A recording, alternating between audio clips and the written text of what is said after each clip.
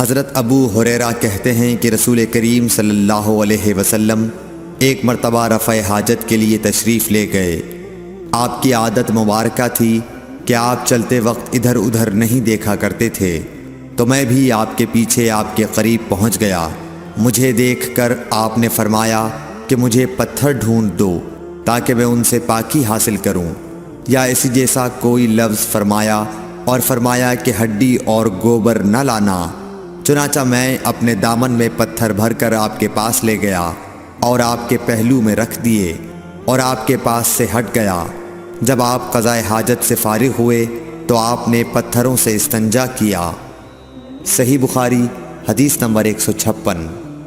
عبداللہ بن مسعود رضی اللہ تعالی عنہ کہتے تھے کہ نبی کریم صلی اللہ علیہ وسلم رفع حاجت کے لیے گئے تو آپ نے مجھے فرمایا کہ میں 3 پتھر تلاش کر کے آپ کے پاس لاؤں، لیکن مجھے 2 پتھر ملے، تیسرا ڈھونڈا مگر مل نہ سکا، تو میں نے خشک گوبر اٹھا لیا، اس کو لے کر آپ کے پاس آ گیا۔ آپ نے پتھر تو لے لیے مگر گوبر پھینک دیا اور فرمایا یہ خود ناپاک ہے۔ صحیح بخاری حدیث نمبر 157۔ ابن عباس رضی اللہ تعالی عنہ کہتے ہیں کہ رسول اللہ صلی اللہ علیہ وسلم نے وضو میں ہر عضو کو ایک ایک مرتبہ دھویا۔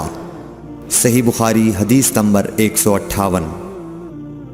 عبداللہ بن زید رضی اللہ تعالی عنہ بیان کرتے ہیں کہ نبی کریم صلی اللہ علیہ وسلم نے وضو میں اعضاء کو 2 بار دھویا۔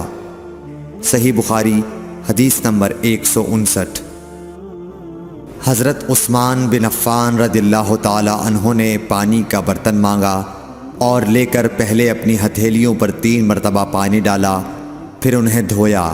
اس کے بعد اپنا داہنا ہاتھ برتن میں ڈالا اور پانی لے کر کلی کی اور ناک صاف کی، پھر 3 بار اپنا چہرہ دھویا اور کوہنیوں تک 3 بار دونوں ہاتھ دھوئے، پھر اپنے سر کا مسح کیا، پھر پانی لے کر ٹخنوں تک 3 مرتبہ اپنے دونوں پاؤں دھوئے، پھر کہا کہ رسول اللہ صلی اللہ علیہ وسلم نے فرمایا ہے کہ جو شخص میری طرح ایسا وضو کرے پھر 2 رکعت پڑھے جس میں اپنے نفس سے کوئی بات نہ کرے تو اس کے گزشتہ گناہ معاف کر دیے جاتے ہیں۔